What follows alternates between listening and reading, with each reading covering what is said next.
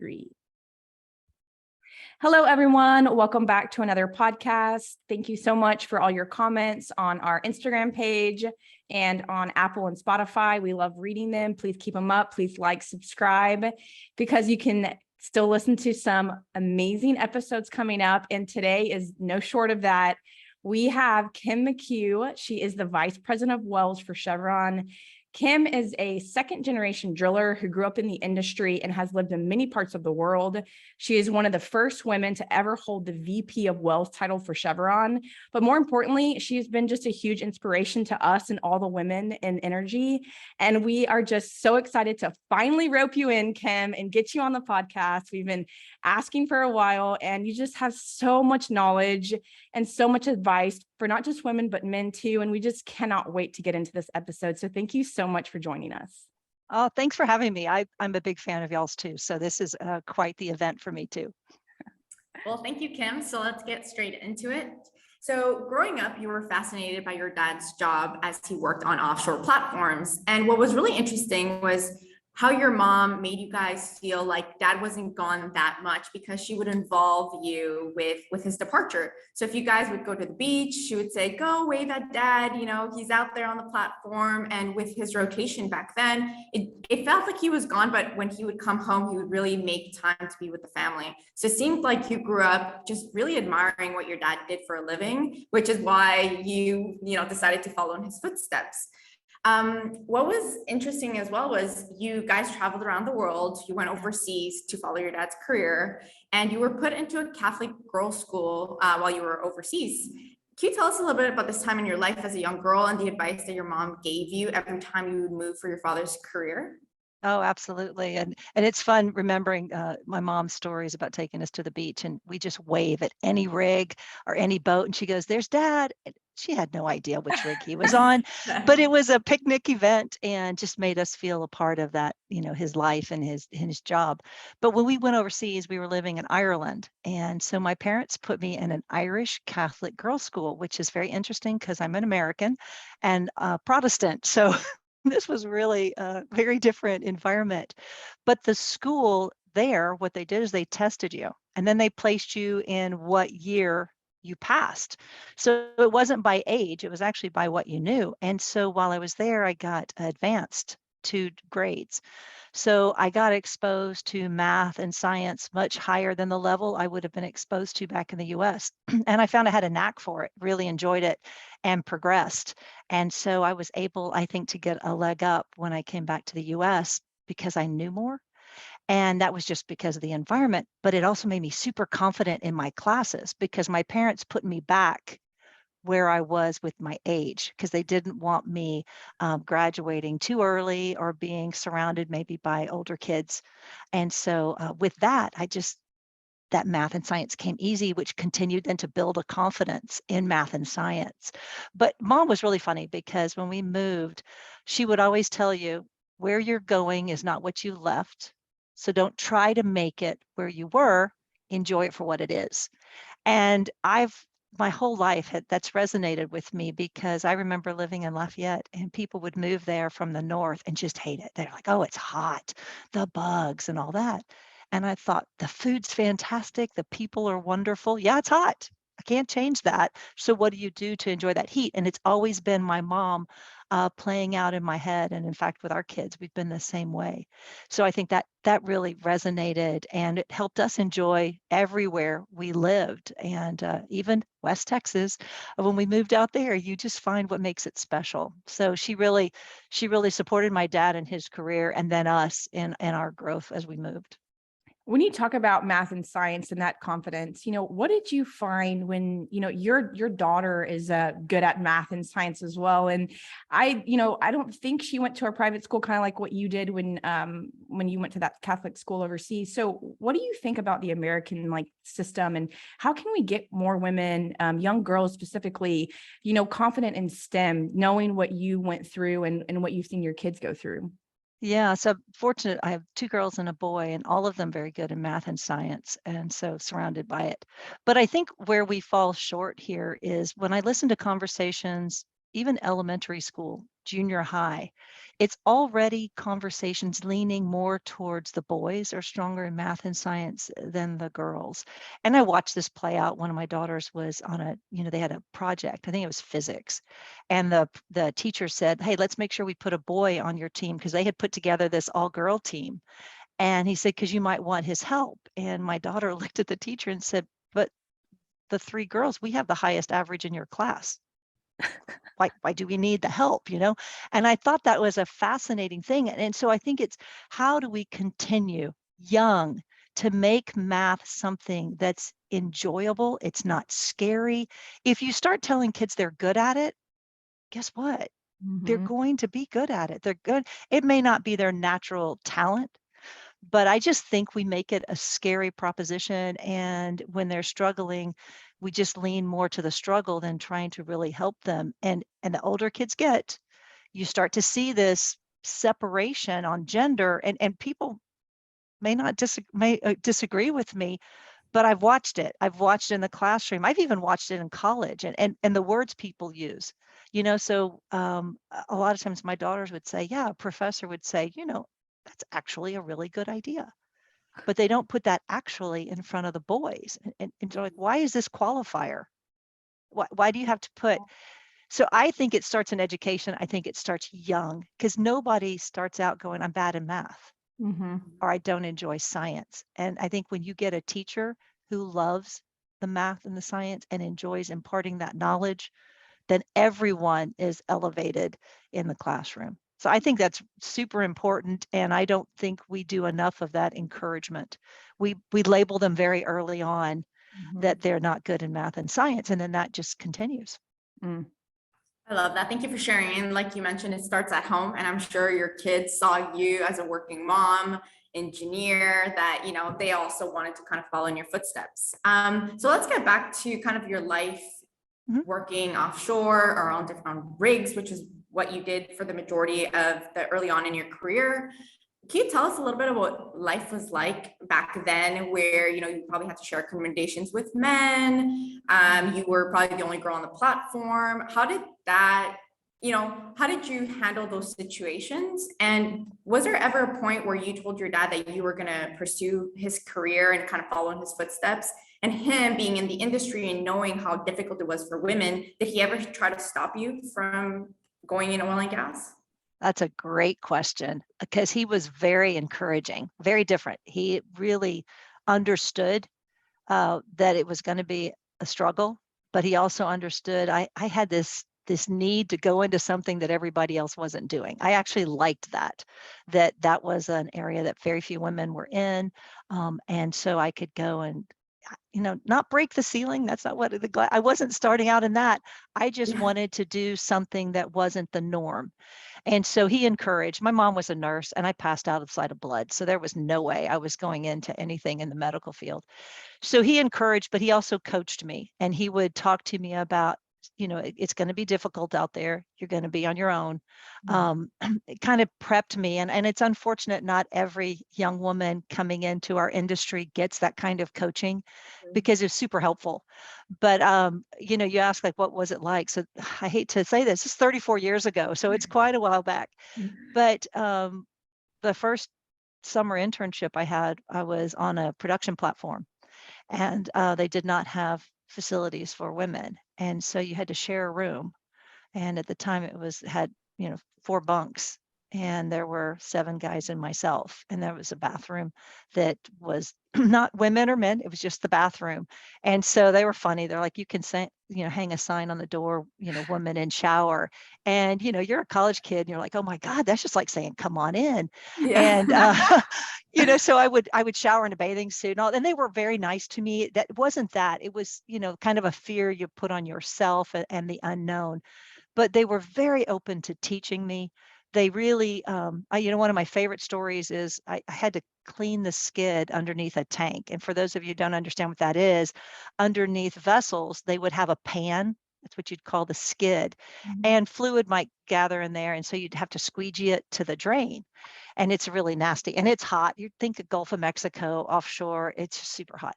So anyway, I'm squeegeeing. I think this was after my sophomore year in college. And I just in my mind cussing because I'm squeegeeing uphill. And I'm thinking, this is so stupid. Why is the drain uphill? No wonder it gathers fluid because the drain should be downhill on the slant, right? So squeegeeing away. So I go inside and I tell the production supervisor, he goes, how are you doing? I said, excuse me, this sucks. I mean, this is really hard work. And why is the drain on the up slant? And he looked at me and he goes, Kim, not all engineers graduated in the top half of their class. And I looked at him, he goes, an engineer designed that. Isn't that what you're going to school to be? And he just kind of, it resonated that whatever you're going to do out there, somebody's got to use it. So think of the end user and not yourself. And that was his lesson. It wasn't, squeegeeing out. It was, hey, design things that work for people. And that has always, kind of resonated with me. But I was the only one. I broke out on the rigs. I was the only female. There were about 55 men. It was, and me by myself. And that was hard. And people want to help. But for me, my dad's coaching was, do not go out there and try to be something you're not. So don't go out there and think you're going to pick up a valve or you're going to be able to do what they do. Go be you and learn and learn from everyone you come across and value what everyone does out there. And my dad lived that. And even, in a restaurant, he would want to know the waiter's name, value those people that are helping and supporting you. So he wanted to make sure I didn't go out there. I'm an engineer. I'm getting a degree. I am so smart, and just gather and endear people to you, like build a relationship. So then they want to help you and they want to teach you. And I just spent a lot of time letting people teach me. And I think that helped because some of the women that I started out with, I think they actually went out there with a chip on their shoulder. Like, I've got something to prove. And then that played out against them and made it a lot more difficult as they were, in the field working. So his coaching, again, helped a lot. And you're around people who've been doing their job for 20, 30 years. There's nothing a book could teach you to know their job. And so I spent a lot of time with a mud engineer, with a mud logger, with the driller, the directional people, just wanting to know what they knew to learn, because I thought I needed to know more than my peers to be able to be equal. That's such great advice, though, and everything that you just said there. And when we talked last, I remember you mentioning that you actually became pregnant while working offshore, and you weren't really sure. It was my husband, by the way. Anybody was married? Yeah. Oh, yeah. Sorry. Yes, you were Be married. careful. We jumped ahead. You were married, and you just talked about having 2 daughters and a son, and so at one point, yes, you were pregnant, planned pregnancy, of course, right? Married. But with that said, there was some struggle. You had fear on kind of what that meant for your career, especially being offshore. And, we talked about kind of, what can companies do to create that environment where women can thrive today, given what you experienced at that time and that fear that you experienced. People still feel that today when they become pregnant. Yeah, it's sad. I hate when I talk to young women and they're either getting ready to plan a family or they're pregnant and they're scared. They're scared of that they won't be taken seriously. They're scared, will their job still be there when they come back? And I hate that, because you would think at this point, my son's 29 years old. And so 29 years ago, when I found out I was pregnant, I didn't want to tell anyone. And I literally continued going offshore for 5 months. I'm 6 feet tall, so you can hide a lot in baggy coveralls with that. And why? Because I wanted people to know I was serious about what I did. And I didn't want them to go, no, now she's gone off on the mommy track and that sort of thing. And when I had him, you got 6 weeks of maternity leave. And that was it. I know a lot of women nowadays, 3 months, 6 months, the break, but we didn't have that. And I actually went to bed rest. And your bed rest counted against the 6 weeks. And so with my son, I really only had 2 weeks home with him before I was back in the office. Now, I had a fantastic environment where we worked. It was a small office in Lafayette. We all knew each other. The house was 5 minutes from the office, those sort of things. But at the end of the day, I went back because I wanted to make sure they knew I was serious about a career. And nowadays, I think it's fantastic that you get to take more time, that you're mentally ready to be back, and kind of getting your life in order. It's hard. It is a big transition. It doesn't give us an excuse not to be good at what we do. I think that's really important. We come back and we need to perform at our job and really integrate. Yeah, you won't hear me say balance. I don't believe that word balance. It's you integrate your life and work together. And it's just, I think companies are offering the policies.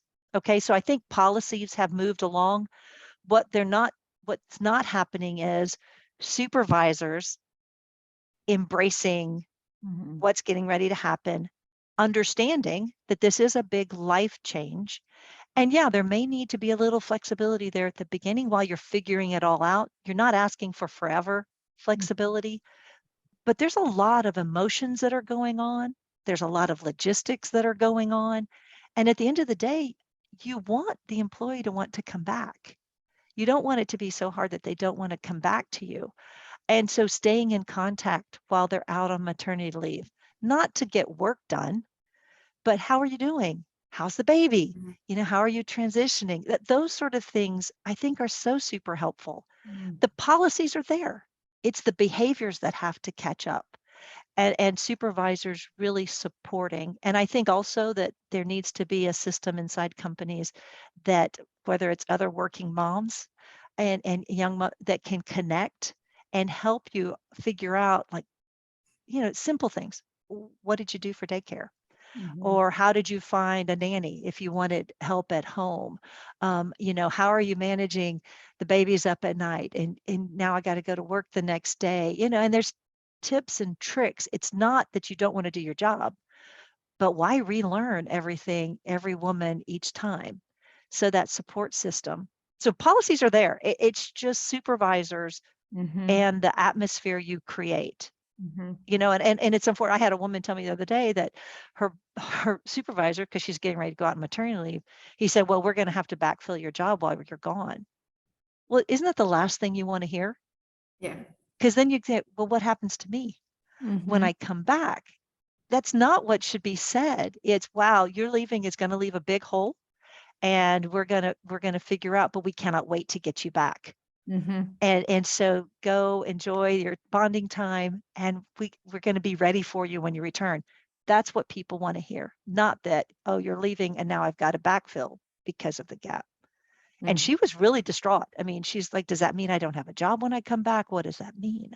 And I'm sure you guys have heard very similar stories to that. And that makes people feel like they're not welcome. So can you tell us a little bit about, you have 3 children, you've climbed the rank, you've made a name for yourself in the industry. Everything you've done is extremely hard just on its own, even with no kids. Now you add 3 kids. Was there ever a time, and you don't believe in balance, which is great because, balance doesn't really exist. You're kind of, if you're not doing one thing, you're doing the other really good, but you're lacking on other things. What have you been able to do when you have that mother's guilt, where you see moms, at the park with their kid, and here you are at 2 weeks, 6 weeks old, someone else is taking care of them. I'm sure that is hard for any mother. How did you handle that? And maybe like the outside noises of either family members or friends who they've stayed home, or even back then, it was probably really different for you to be out to work. Now I think it's generalized a little bit more, and, you see it more often. Back then it was probably like, what is Kim doing? This is wrong. She should be home, Yeah, that guilt honestly never goes away. Like, I'd love to tell y'all I don't have mom guilt. Now I have grandma guilt, right? And I want to help whenever they ask, and I want to babysit, and you're traveling and you can't.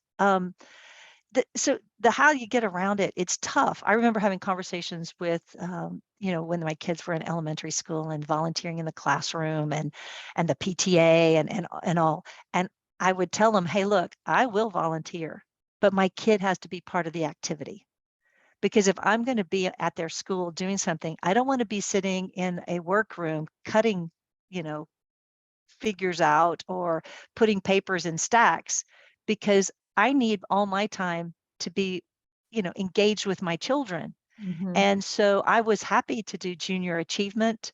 I loved doing, they had a science at her elementary school. And so I would go and do these science projects, and those sort of things. And and I've always made it visible on my calendar.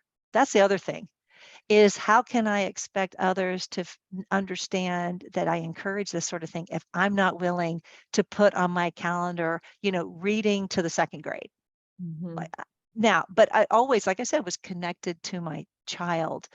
But I was having a conversation. This one woman was like, I just can't believe, how you're working, because you're really not there for all the stuff. And I said, well, let's be really clear. You need me too. So I need the moms who are going to be in the workroom and that can do that. But you also need the moms who are going to be able to write a check to support the activities and a new, facility out on the playground. I mean, it takes all of us. And I know I couldn't do it without those moms. And they need me too. But the guilt's real. My kids, God, they feel so bad now. There was times where my middle daughter, she'd go, Mom, why can't you be like Rachel's mom? Because when we go over to her house, there's fresh cookies and, all this. And I was like, well, okay, but do you enjoy, having your swimming team and your practice? And there's things that we can enjoy because of the work I do. And look, I can go buy some really good cookies, but I said, and I would have to tell her, have you ever wanted for anything? Because if they felt like I wasn't there for them, that's a different conversation. And, it's sad, but my youngest one time asked me, when did Chevron become more important than her? And that was like a knife to my heart, because I truly felt like I was putting in that effort for them and I was there. And what she saw was I had been bringing more work home. I was on the phone and not fully engaged with her. And I cannot tell you how happy I was that she was willing to say that. And we took a mental day the next day and I canceled everything and I kept her out of school. So for the truancy officers, so sorry. And we spent a day together, like anything you want to do, anything. And that meant if she wanted to watch a TV show and like a Dance Moms, then we're going to sit on the couch together and watch Dance Moms. And I'm not going to be distracted. I'm going to be with you. And so I had to change some of my habits and get back to, I don't get on the computer when I go home when the kids were little. And a lot of people are like, well, then how do you catch up on your work? I'm terrible at email. I'll be the first to admit it. But I needed to be present for my kids. And if they're doing homework, I would print out pre-reads. And so then mom was doing homework and it was kind of different. If I was reading and writing notes, they felt like I was there. But if the laptop was open, I wasn't.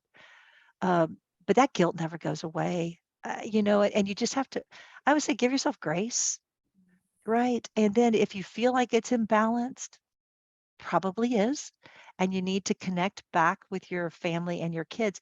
But what other people think and the guilt they put on me, look, I'm one of those who, hey, you're supposed to bring cookies. And okay, so I'd go buy cookies and put them in a dish to make it look like I made them. I'm the first to admit, you know, but I think everybody has to do, I'm a better mom working than I am not working. I love that. And I remember when we spoke, you talked about how you always wanted to be a working mom. So you really followed that. And there was one thing I remember you talking about, we didn't really get into it. And so I wanted to ask you, you mentioned about taking a sabbatical. Yeah. Can you talk to us about why you made that decision and really what that meant for you and what it was like when you came back to work? Yeah. So Jamie, and I failed at the sabbatical. So I'll start out with that. I had been working and for 24/7, 365 days on call for about 3 years. And my husband got the opportunity for an international assignment. And I had lived overseas as a child and I was super excited. I thought that'd be fantastic. And I was worn out. We had a 2-year-old and a 1-year or 3-year-old and 1-year-old at that point. And so when we went and looked, went to Thailand, did our look-see. and decided this is a really good opportunity for our family. So when we came back, I was working for Vastar at the time. It used to be part of Arco. And they were kind enough to give me a sabbatical. And they said, look, we will bridge your time and all in case it doesn't work out, because my husband had never been overseas. So we didn't know if this was going to work for us as a family or we'd get there and be miserable. And so they gave me 2 years. So I had a 2-year sabbatical to figure out. And they said, look, you can come back. You can have your senior drilling engineering spot. Your time will have bridged and all of that. They were very, very kind and very supportive. So my plan was for, while we were overseas, I was going to be with the kids. And then we got over there and I was about, I don't know, 2 months into this. And my husband had gone on a trip on the river. They had like a dinner with some of the executives. And the drilling manager said, hey, we understand your wife's a drilling engineer. Does she want to work? And he goes, I don't know, you better talk to her. And so I was able to negotiate with them a job where I worked from 6 a.m. until noon and then came home. And so I worked through a consulting firm. And that way my youngest, she napped in the morning, and my son was going to an international daycare, like a school, right? A preschool, because I wanted him to meet more kids and that sort of thing. So I really didn't miss much time with them. Then I came home and I was a room mom. I was able to be, a basketball coach, a soccer coach. I know nothing about soccer, but I learned pretty quick. And so it was the best of both worlds. And I did that for 7 years. And stayed in this at a really critical time in a young mom's life. So beneficial. I had built my technical skills. I had that depth of already doing that. So then when I went into this consultant role, I was able to do work nobody else wanted to do. I took home leave like other moms who were not working, other spouses. So I'd get a 2.5-month break in the middle of the year with my kids when we brought them to the US to visit with family. And having that kind of part-time work versus the full-time, I think is what allowed me to keep my skills hot. I was able to build additional skills at the time, a lot around performance and setting targets, and really became known in the industry for that skill set.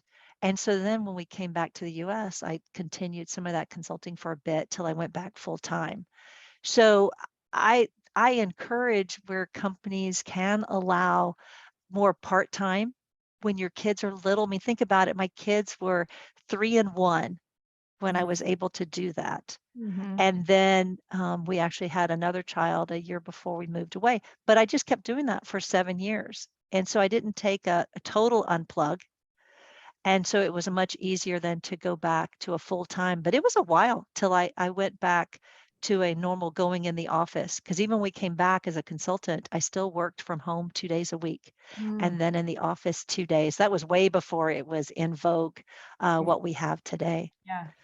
I think what's really great about that is that it shows that I feel like sometimes when you're going through that, or you think about taking a sabbatical for a year, you think it's the end of the world. I'm never going to be able to get back on track. Everybody's, getting these big roles while I'm part-time. But at the end of the day, it shows that it doesn't really matter, because look at where you are today, and looking back those 7 years that maybe you were part-time, like no one even knows that, That's or true. kind of like when you focus on, oh, I took maternity leave, or I had 2 maternity leaves in a row, and you're so hard on yourself about it, about missing out on 6 months of work. And then, in 20 years, like it doesn't matter. Like, as long as you're working hard towards your goals and you're putting in the work and you stayed, still very technical and still had a name for yourself, at the end of the day, you're kind of still in the race, Yeah. And I think that's it. I always tell people, because they're so worried about the next job, so be really good in the job you're in and deliver. And because you can't plan a career. I mean, I can honestly tell you, I never would have planned this role for me in my career.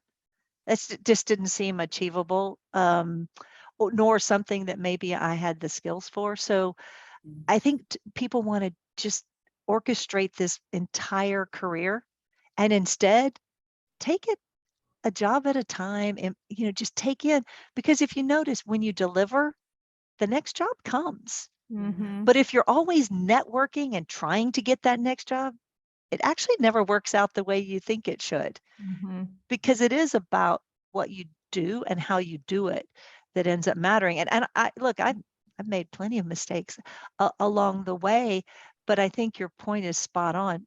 Nobody remembers those 7 years were part-time, Mhm.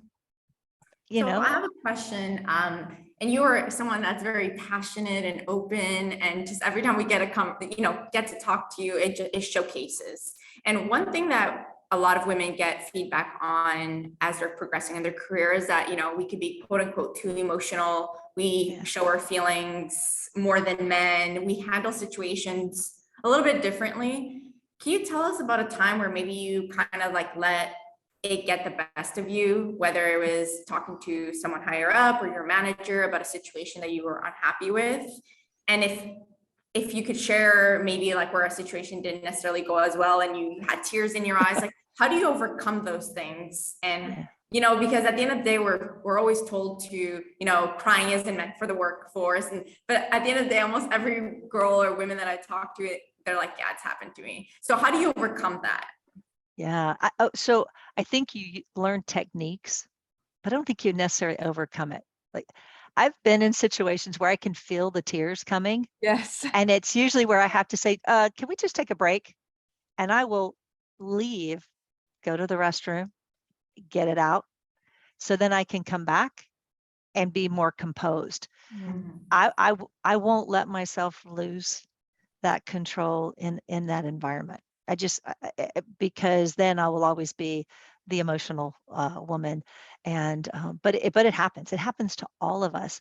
And it's interesting you said, because I was just in a meeting the other day and the tears did flow, but for a very different reason. We were talking about a recent fatality, and I was learning a little bit more detail, and I couldn't help it. Just at that point, I was like, I, I need to show this. This is really hitting me, and I think that is a gift that we have as women, is that emotion. Now, when you say when did it go bad, so and I've had this coaching that I can be very hot tempered, quick to react. I like to say I'm passionate, Yes. but there's other words that people would use, and I've had to learn over time. But I got the coaching that I was turning people off because it was so strong, and I did not know that. I felt like I was sharing a perspective, Mhm. but apparently I did not do it in the right way. And so the people being open to give you coaching to try and correct, I think is super important. It's even the way I would ask questions. Someone said, well, you almost feel like you're interrogating. And so I thought, okay. And they were telling me, don't ask. This was really funny. Here was the coaching. Hey, Kim, maybe you should schedule a meeting after the meeting to ask questions. And I thought, why would I do that? Like, another meeting when we're having the meeting? And they said, well, sometimes it can feel like you're challenging the individual when you ask your questions. And I said, okay, I'll work on how I ask the questions, but I'm not going to ask them out of the room, because what that person didn't understand is I would have people going, thanks for asking that. Really Yeah. appreciate you. Thanks for saying that. And I did not, I'm okay with asking the tough question, or saying, so you're always learning. You're always being coached. Somebody said, what do you do with bad feedback? And I go, well, there's not really bad feedback. I may not like what I hear, but Mhm. that's real to the person giving you the feedback. So that passion, I'll just say, I try never to cry in situations. I had somebody tell me one time, I think maybe Jamie, when you and I were chatting, that, well, did you get the job because you're a woman or not? And you hear those things, that hurts. Mhm. It hurts, but you don't ever want to show them Mm. that hurts, right? And so the bathroom is a really good way. You have these glasses. Yeah. And so sometimes I might put them on if I feel that, and I'll try to control my breathing. And just, you have to learn, because regardless, someone will think less of you, Mhm. and that you can't handle stress. And that's not necessarily what it is. There could be a host of things happening at home, right? Mhm. You could be dealing with personal stuff, and that was just one more thing. Yep. I'll also tell you the other way I have to handle it is when I'm having a really rough day and somebody will go, hey, can I give you some feedback? I have said, not now, not today. Could we schedule it for another time? Mhm. Because that could just add more where you could get defensive, you could get emotional, or you're not ready to really take it in.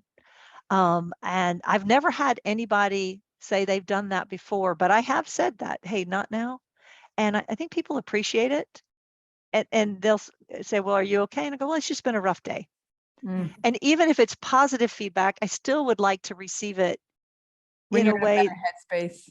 Yeah, yeah. And I don't know about you all, but I tend to will focus on the negative. I'll Mhm. forget the positive that you've told me, and I will remember all the opportunities I have to work on. And then I'm in a swirl. Mhm. I'm a people pleaser. That's been my nature since I was a kid. And so that's really hard. So it's good to have emotion. I think it's our strength. I actually think leaders that people are looking for nowadays is more empathy, Mhm. more relationship building, more collaboration. And I think we have a gift in some of those areas and the vulnerability. You Mhm. know, I'm at a stage now in my life and my career that sharing mistakes or vulnerabilities, I'm okay with that.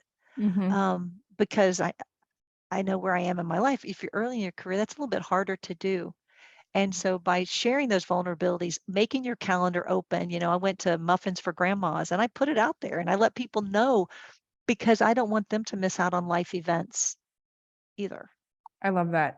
Talking about leadership, why do you think that a majority of women middle career that really want to get to that next step, they end up not making it, they end up not getting that promotion, and then they end up leaving the industry, and they don't, really the problem is never solved on why women are not making it to that higher level. What have you seen with fully capable women, and why, like, what is holding us back? Like, why are we not making it to that level and leaving the industry instead?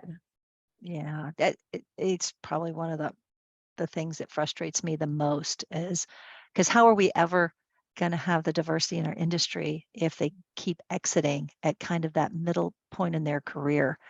I think a lot of it has to do with if they can't see it, they can't be it. So you notice I started with that, not the work-life integration. That's not it.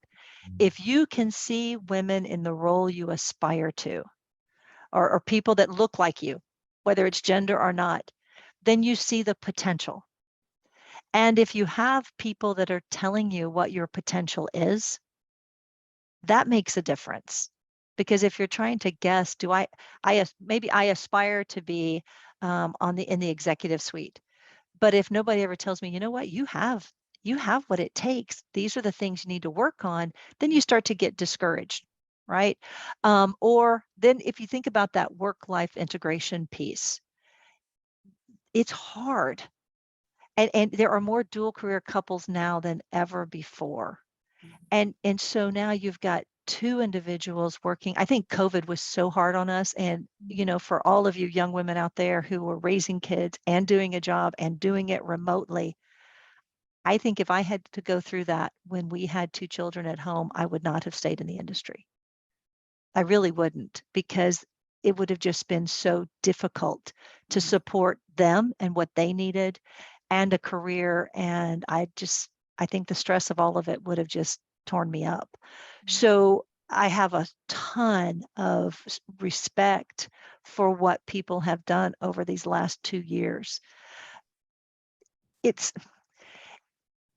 not every story is exactly the same, but the women I talk to that leave our industry don't see the potential for them. Mm. It's very personal, and they don't have a sponsor or and so that's another thing is like, well, how do I get one? What do I do? And then getting those jobs that build that technical, but there probably is a component of maybe being on call, and it's not in a good time in their lives for that. Mm. And and everybody's trying to think they have to be at the same pace as everyone else. But if you kind of think about that 7 years, I took as a consultant and part-time, I do think we can create opportunities or put people in roles when their life is a little bit more chaotic that allows them to continue to develop, to continue to move on. And then when that kind of chaos that you can move back over into maybe what you're more interested in and you don't lose ground. Mhm. But I think we're still struggling as an industry to hold on. We can attract the talent, but then keeping them, they have to see people doing what they're doing. They need the sponsors. Mhm. And a sponsor and a mentor are two different things. Like the mentor is someone that's going to help you deal maybe difficult situations. What next job should I take? How do I handle this project? That's a mentoring. A sponsor is someone who is in the room when opportunities open up that would say, hey, I think we need to consider so and so for that role, Mhm. and can speak powerfully to what you can do. And that's different. Mhm. And that sponsor role happens because people see you performing in your job, being strong in your job. You don't go ask someone to be your sponsor, Mhm. Mhm. right?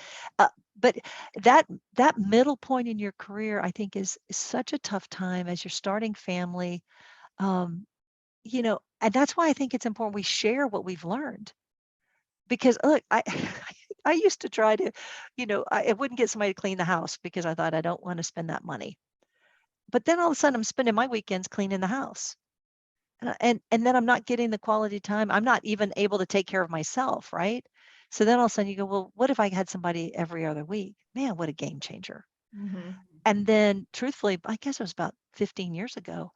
I was, dinner really, it was, so we had our rotation, right? Tacos, spaghetti, pizza every Friday night. There were just, and then what was the Boston Market? So you could get like a Yeah. meatloaf, and then the Boston Market in Katy shut down. And we're like, oh my God, what are we going to do? And I had this really nice assistant that helped me. And I was telling her how I just got to figure out a way to get this meal stuff done because I'm running kids around. We had very active children, probably had them in too much stuff if I had to go back and redo. But anyway, they all had very talented and enjoyed it. But she found me a chef that would come to your home and would cook. And you could figure 5 meals, 2 meals, 3 meals, whatever. And it was all fresh ingredients. It's in your fridge. And then you just would pull it out and use that for your dinner. And I thought, well, okay, I'll interview her. And she came to the house, neat lady. The kids were in the interview. My husband's like, this is stupid. This is like too much money. We don't need to be doing this. And I said, well, let's just, so the kids would tell her what they like, what they didn't like. We went through it. I had her help us for 6 years. Oh, wow. And it just, it exposed my kids to food that I wanted them to be exposed to: Mediterranean, Greek, Italian, fish, all these things that I was never going to have time to put together nor do. And by letting go of that and letting somebody else, and yeah, it costs, but at the end of the day, it was probably a wash because you're buying restaurant food or throwing away stuff because you don't have time to cook it. I think at the end of the day, we probably came out with a wash, but mentally we were in a better place. Um, I think we all ate better. So it's those kind of things that at that point in my life, I don't think if she hadn't stepped in, because she found her and she even scheduled the interview and she said, look, Saturday, this lady's coming to talk to you. I went, oh, okay. Then I probably would have been struggling too, to how are we gonna do this and really manage, because you want your kids to play sports, dance, music, whatever their interests are, and yet you're at work and they're running around after work. So that's why I think we lose people too, and then the other thing you got to look at is other people are recruiting Mhm. outside our industry now. And so if they offer more flexibility, more remote, or the potential, you're gonna end up losing them. And we have to continue to make the environment positive Mhm. and help them see their future. You got to tell people what their potential is. I think because somebody else is gonna, and when somebody else does, that's when you lose them, and you can't get them. I mean, once they made that decision, they don't turn it They don't around. look back. Yeah. Yeah. Well, Yeah. I think what I really like about what you mentioned about the chef, and for other people that would never be able to afford a chef, and they're probably like, I can't even afford it, other stuff. Because I Yeah. sometimes notice that too, where I'm like, oh, well, my nanny does this, or Jamie's daycare, and some women look at us like, I can't afford that, or I like, what about the people like me? And I think the message here, or that I also mentioned, is just ask for help, because I think that's the Yeah. hardest thing as women, is we don't ask for help. For you, asking for help looked different. It was getting a chef to help you versus I need to be able to do it all, right? Because as women, Yeah. we want to try to do it all. And it's like, no matter where you are in the stage of your career, whatever it is that you could afford, is like, ask for help, delegate task, whether that's family members, whether it's a teenager after school to help you with the kids. Like, it's just letting go of the I have to do it all. It doesn't Yeah. matter. And that's real, right? I mean, I thought I had to be everything. And Mhm. then we did do, it's interesting you say that, because that's what we did for after school to help the kids is we hired a senior in high school who was a good driver, and we would bring them, and they would meet the kids off the bus, help get their snack if they needed to get somewhere. And the kids loved it because it was someone younger. Yeah. And it was, we were helping a high school kid. So it's not, even that asking for help doesn't always have to cost money. So in the case, my husband, I was telling him at one point, I thought I was going to have to quit when we had come back from overseas, because it was daunting. And he's like, well, what's the issue? And I said, well, and I started listing off, I'm making the kids medical appointments, dental, I'm taking care of the insurance. I was listing things, and he goes, then let me help. Mhm. And I was like, but I just think that you should want to help, but you're not letting go. And all of a sudden it was this epiphany that he wanted to help. You were just trying to be in control. Yeah. And I thought I needed to do all of that. Yeah. But once you let go, and good point on his part, he's like, now when you let it go, you got to let me do it. And Yeah. good point. Right. But that doesn't cost anything. It's, and so I see a lot of relationships, dual career, where it's a lot, the communication I think y'all's generation brings is this whole shared thing. We learned it as we went along. And so I think, making sure that you are asking for help where you need it. The other thing is saying no. And I don't know about you too, but I struggle with that. I want to help and I want to do. And it's taken me a long time at times, like, oh, Kim, can you do this talk at this conference? And I always want to say yes, yes, yes, yes, yes. But now I'm learning I need to say no. There's got to be some time for me and to control that. And so getting better at that, but it's taken me a lifetime to figure that out. And I think the earlier again, being specific. So when it came to my kids, when I volunteered, I was very specific on when I would and when I would not. And helping them, like I said, I think we would probably back off on a few things, but it's harder than it's ever been, and it's easier than it's ever been. Just depends on Yeah. what the issue is. And sometimes, honestly, letting go of a little money Goes a long actually way. buys you so much more in return. And I think that for me took a while to understand. It's like, why am I spending an entire weekend cleaning? This is silly.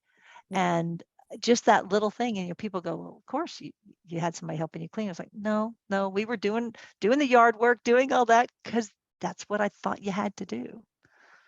I love that. Thank you so much for sharing. And the last question that we had for you, and it's one of my favorite questions when we ask this to the guests, because I'm like writing it down, is looking back at your career, what was the biggest piece of advice that a mentor or a former manager or any of your kids, maybe someone that gave you, that it still resonates with you till this day and that you actually applied to your life and use? Yeah. It's going to go back to my dad. Right. And it goes back to, there's a great quote, you were born an original, don't die a copy. And my dad was always, you have to be you. And that's the easiest thing that you can live by. It's like, I have to show up as the best Kim. I can't be someone else. I can't compare. I can learn from others, but I can't be them, nor can I lead the way they do, and so as a parent, I got to be the best parent I can be. I've got to, and so be the best spouse you can be. And that's not always that you land everything, but you're doing the best you can and you're learning. And that was his advice from the very beginning. That, and he gets a lot of credit because he also said, surround yourself with really smart people because they'll make you look better than you are. I love it. And that is right. So when you're hiring or you're picking people for positions and you're hiring, some people's philosophy is, I don't want people that would show me up because they're smarter. His philosophy was, yeah, you want them because they're going to deliver the projects and they're going to make you look better. And that's true. It's true. So surrounding yourself with really smart people, man, it's the way to set up your team and your support system. Kim, we could talk to you for hours. You're absolutely Yes. amazing. Thank you so much for your time today. And thank you for sharing all the advice and the openness. And we learned so much about you and your career. And just thank you so much for sharing. Hey, thanks, y'all. And thanks for what you do. I think your podcast is super special and it just gives a platform for really sharing, these kind of issues and then other things. So anytime I can help, thank you. And look, just keep flipping the barrel. We're going to get there, right? Thank you, I Kim. love it.